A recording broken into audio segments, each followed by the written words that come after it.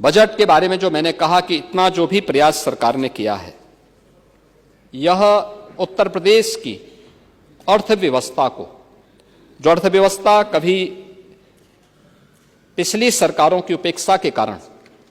जो उत्तर प्रदेश केवल एक लेबर फोर्स बनकर के रह गई थी, आज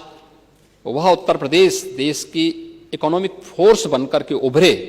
भारत के ग्रोथ इंजन की भूमिका के रूप में अपनी भूमिका का निर्वहन करे, इस दिशा से सरकार ने व्यवस्था आगे बढ़ाई है। और इन्हीं सब बात को लेकर के $1 ट्रिलियन की इकोनॉमी को बनाने के लिए हम लोगों ने, इस सरकार ने आज ये व्यवस्था आगे बढ़ाई है। और मुझे बताते हुए प्रसन्नता है कि सरकार ने जो कदम आगे बढ़ाए थे, आज उसका परिणाम भी हम सबके सामने है। मुझे प्रसन्नता है कि ये उत्तर प्रदेश में ऐसा नहीं कि उत्तर प्रदेश में पोटेंशियल की कमी पहले रही हो, क्षमता पहले भी थी, प्रतिभा से संपन्न युवा पहले भी थे। उत्तर प्रदेश के युवा हो, किसान हो, महिला हो या समाज के किसी भी तबके के व्यक्ति के मन में पहले भी आकांक्षा थी, लेकिन राजनीतिक इच्छा शक्ति की जिस जिजीविषा की आवश्यकता होनी चाहिए थी, उसकी कमी थी, वह सोच नहीं थी और वह विजन नहीं था, और यही कर्महीनता थी जिसके कारण उत्तर प्रदेश एक नीतिगत जड़ता का शिकार हो गया था, बीमारू राज्य हो गया था, पहचान के संकट से गुजर रहा था। विकास तो यहां पे प्राथमिकता थी ही नहीं।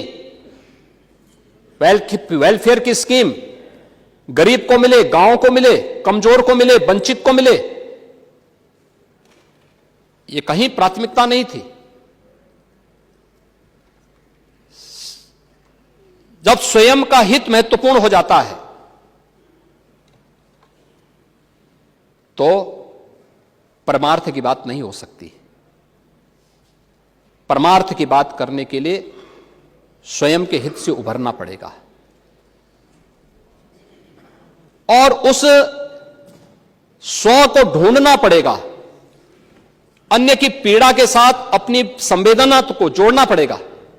और यह हम सब ने इसी भाव के साथ इस बजट को, लगातार 9वें बजट को हम लोगों ने इस माननीय सदन के सामने प्रस्तुत किया है।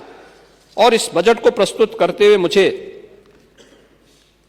ये बातें याद आ रही हैं कि वास्तव में आप लोग दुष्प्रचार खूब करिए, खूब हो हल्ला करिए, शब्दों की मर्यादाओं की सीमाओं को भी लांघिए, लेकिन जनता जनार्दन आपको और आपके इस चीर हरण के दृश्य को भी देख रही है। आपको कभी इसके लिए माफ नहीं करने वाली है।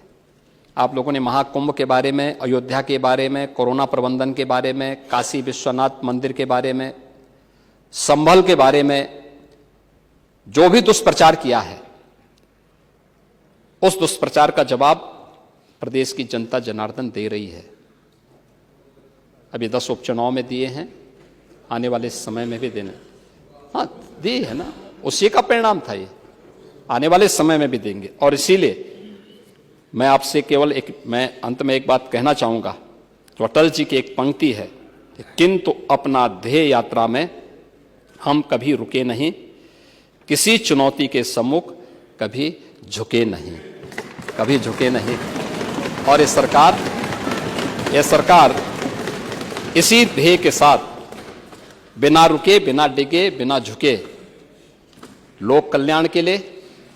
वंचित को वरीयता देते हुए उत्तर प्रदेश की इकोनॉमी को $1 ट्रिलियन की इकोनॉमी बनाने की दिशा में किए जाने वाले प्रयासों की दिशा में इस बजट को लेके आई है।